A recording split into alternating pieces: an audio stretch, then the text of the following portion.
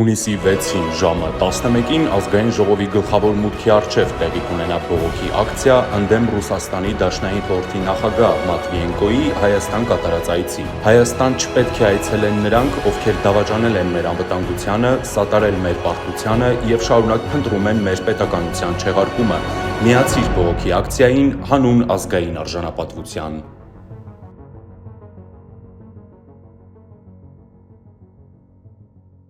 Ձերք բերեք իտալական նրբագեղ ու բարձրակարգ սալիկների նշված տեսականին, վճարելով բացառիկ 4400 դրամ 1 քառակուսի մետրի համար։ Երջանկությունը պետք է արտահայտված լինի պետական բյուջեում։ Ես հիշում եմ բյուջետային քննարկումները,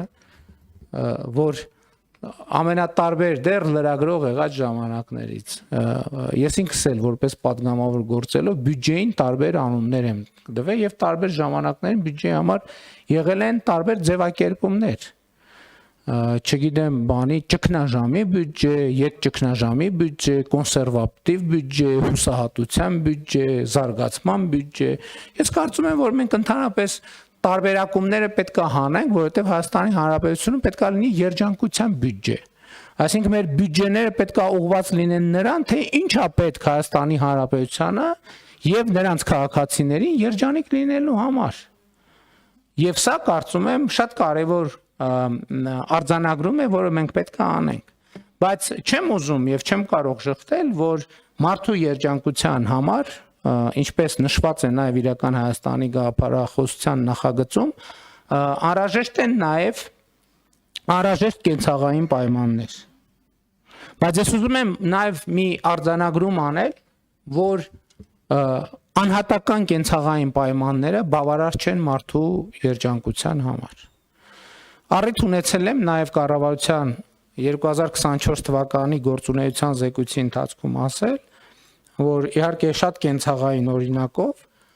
եթե մարդը ունի հարմար նորոգված բնակարան, դա դեռ չի նշանակում, որ ինքը բարեկեցիկ է։ Պատկերացրեք լավագույն ձևով կառուցված եւ նորոգված առանձնատուն։ Եվ մարդը իր ընտանիքով ապրում է այդտեղ։ Արդյոք դա բավարար է, որ նա համարվի բարեկեցիկ։ Բացարձակապես բավարար չի։ Որովհետև կարող է այդ բնակարանը, այդ տունը հազար ներողություն չունենալ կոյուղի օրինակ, որը հանրային ենթակառուցվածք է։ Այդ տունը կարող է չունենալ ջրամատակարարում, որը հանրային ենթակառուցվածք է։ Այդ տունը կարող է չունենալ էլեկտրական հոսանք։ Լավ, հիմա արևային ֆոտովոլտային կայաններ կարող են դնել, այդ մասը հələ բան անենք, բաց թողենք։ Չնայած այդ էլ հանրային ենթակառուցվածք է։ Եթե մարդ այդ տանը ամեն օր առավոտյան ուտումը սև խավիար, կեսօրին, չգիտեմ, կարմիր խավիար, երեկոյան եւ կարմիր եւ սև խավիար եւ այդ տնից դուրս է գալիս այդ տնից դուրս գալու համար պետք է 1.5 մետրանոց ռետինե սապոգներ հագնի, որովհետեւ հակառակ դեպքում ցեխի մեջ կկորի, այդ մարդը չի կարող համարվել բարեկեցիկ։ Կամ եթե այդ մարդը ինքը իրան ես իմ ասած պայմաններում համարի բարեկեցիկ, ուրեմն մենք պետք է միած ստուգենք բարեկեցության այդ ընկալումը։ Սա ինչի համար եմ ասում, ինչ կապ ունի սա, հարգելի գործընկերներ, բյուջեի կատարման հաշվետվության քննարկման հետ։ Իսկ կապը հետևյալն է, որ մարդու անհատական բարեկեցությունը կախված է ոչ այնքան նրանից, թե ինքը ինչքան փող է ծախսում իր ընտանիքի համար, շատ ավելի կախված է նրանից, թե պետական եւ համայնքային բյուջեն ինչքան փող է ծախսում իր այդ նույն մարդկանց ընտանիքի եւ անհատի բարեկեցության համար։ Եվ այս ընկալումը առանցքային է, մենք պետք է սա հասկանանք, մենք չենք կարող առանց սա հասկանալու ունենալ բարեկեցություն Հայաստանի Հանրապետությունում։ Չենք կարող ունենալ։ Եվ այն պնդումը, որ ես առաջին անգամ, երբ որ արեցի ազգային ժողովում, մի քիչ էլ երևի սպոնտան, Հաջորդ պայն լարվեցի, երբ որ ասի, որ ոչ մի ընտանիք, բացարձակապես ոչ մի ընտանիք ինքը իր կյանքի եւ բարեկեցության վրա չի ծախսում, չի կարող ծախսել ավելի շատ, քան ծախսում է Հայաստանի Հանրապետության պետական բյուջեն։ Բայց հետո ինչքան գնաց, ավելի արմատավորվեց այդ միտքը եւ դա դարձել է համոզմունք։ Ի վերջո եկեք հասկանանք Հայաստանի Հանրապետությունում չկա գետ մի քաղաքացի, անկախ սոցիալական եւ այլ կարգավիճակներից, չկա գետ մի քաղաքացի, որը ինքը իր ընտանիքի բարեկեցության ապահովության համար ծախսում է ավելի շատ գումար, քան Հայաստանի Հանրապետության պետական բյուջեն եւ Հայաստանի պետական եւ տվյալ համայնքի համայնքային բյուջեն է ծախսում։ Եվ հետեւաբար հարգելի գործընկերներ, պետք է հասկանանք, ըմբռնենք խորությամբ, որ չափազանցություն նրանում, եւ որ ասում եմ Հայաստանի Հանրապետության պետական բյուջեն մեր բոլորի հավաքական, բայց նաեւ մեզնից յուրաքանչյուրի ընտանեկան բյուջեն է։ Սրանում ոչ մի չափազանցություն չկա եւ այս ամեն ինչի համար եմ ասում, հարկ վճարելու նկատմամբ մեր վերաբերմունքը պետքա փոխվի, ֆունդամենտալ ձևով պետքա փոխվի, որովհետեւ կա հարկ, կա պետություն, չկա հարկ, չկա պետություն, կա հարկ, կա բարեկեցություն, չկա հարկ, չկա բարեկեցություն, կա հարկ, կա երջանկություն, չկա հարկ, չկա երջանկություն, կա հարկ, կա ազատություն, չկա հարկ, չկա ազատություն, կա հարկ, կա անվտանգություն, չկա հարկ, չկա անվտանգություն, կա հարկ, կա առողջություն, չկա հարկ, չկա առողջություն, կա հարկ, կա կրթություն, չկա հարկ, չկա կրթություն։ Սա ընդ որում այս թվարկումը ժամերով շարունակենք, կա հարկ, կա ճանապարհ, չկա հարկ, չկա ճանապարհ, կա հարկ, կա լուսավորություն, չկա հարկ, չկա լուսավորություն, կա հարկ, կա սոցիալական ապահովություն, չկա հարկ, չկա սոցիալական ապահովություն, կա հարկ, կա անտառ, չկա հարկ, չկա անտառ, կա հարկ, կա մաքուր օդ, չկա հարկ, չկա մաքուր օդ։ Հիմա հա անսպառ է, բառես բուն իմաստով անսպառ է։ Հիմա այն ինչ որ չկա, ինչի պատճառով է, որ չկա։ Հարկ չլինելու պատճառով է, որ չկա։ Աշխատանք չլինելու պատճառով է, որ չկա։ Հարկ վճարելու նկատմամբ վերաբերմունքի պատճառով է, որ չկա։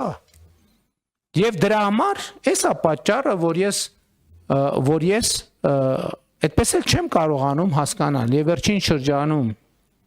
որ օրինակ շատ քննարկում է գույքահարկի բարձր լինելու կամ չլինելու հարցը։ Ես բոլոր դեպքերում ասում եմ եւ հիմա էլ ուզում եմ ասել, հրապարակային էլ եմ ասել, որ բոլոր այն քաղաքացիները կամ գյուղացիները, գյուղում ապրող մարդիկ, մանավանդ այն գյուղերում, որտեղ մենք մանկապարտեզ ենք կառուցել, փողոցներ ենք կառուցել, երբ որ խոսում են հարկի շատ լինելու մասին, խնդրում եմ ուղղակի եկեք ուղեկցենք իրենց եւ նայենք, ուղղակի լուր նայենք այն մանկապարտեզին, որը չի եղել։ Շիրակի մարզի Արեգնադեմ գյուղում իր գոյության ողջ պատմության ընթացքում, հասկանում եք, հազարամյա պատմության ընթացքում չի եղել դպրոց։ Մենք այսօր մանկապարտեզներ ենք կառուցում այն գյուղերում, որտեղ այդ գյուղերի հազարամյա պատմության ընթացքում չի եղել մանկապարտեզ։ Հարգելի գործընկերներ, մենք պետք է ի վերջո արձանագրենք մի բան։ Հասկանում, մենք շատ ենք սիրում, չէ՞, խոսել քաղաքակրթության մասին։ Եվ դա մեր սիրած թեման է։ Մեր գյուղերի 90, այսինքն մեր գյուղերի 100%-ի փողոցների 90%-ը գոյության ողջ պատմության ընթացքում եղել են ցեխի մեջ։ Հասկանում եք։ Մեր գյուղերի 100%-ի փողոցների 90%-ը իրենց գոյության պատմության ողջ ընթացքում եղել են ցեխի մեջ։ Այսինքն փողոցը չի ունեցել իր բնական վիճակի մեջ եղել։ Պարզապես մարդիկ այդտեղով ոչ ենթակառուցվածք չի եղել, մարդկանց ուղակի քայլելու տեղ է եղել։ Բայց մյուս կողմից ես կարծում եմ, որ այնուամենայնիվ մեզ անհրաժեշտ է այս ամեն ինչը ինչի համար եմ ասում։ Այս ամեն ինչը ասում եմ նրա համար, որ ցույց տամ հարկի բյուջեի մարդկանց անհատի բարեկեցության կապը, բայց չեմ կարող շղթել, որ մեզ հարկային քաղաքականության շուրջ անհրաժեշտ է լայն եւ մեծ ըմբռնում։ Եվ ես կարծում եմ, որ մենք առաջիկա շրջանում եւ առավել եւս առաջիկա խորհրդարանական ընտրությունների համատեքստում հերթական պետք է այս թեման շատ լրջորեն քննարկենք մեր քաղաքացիների հետ։ Այսինքն պետք է հարկի նկատմամբ, ինչքան էլ դա դժվար հնչի, պետքա ձևավորել հարազատություն։ Ես համաձայն եմ, որ հարկի նկատմամբ հարազատություն ձևավորելը կախված է նաև նրա չափից, նրա կշռից, հանգամանքից, ծավալից։ Եվ ես բացարձակապես այն կարծիքին չեմ, որ այսօրվա մեր հարկային համակարգը կատարյալ է։ Չենք կարող,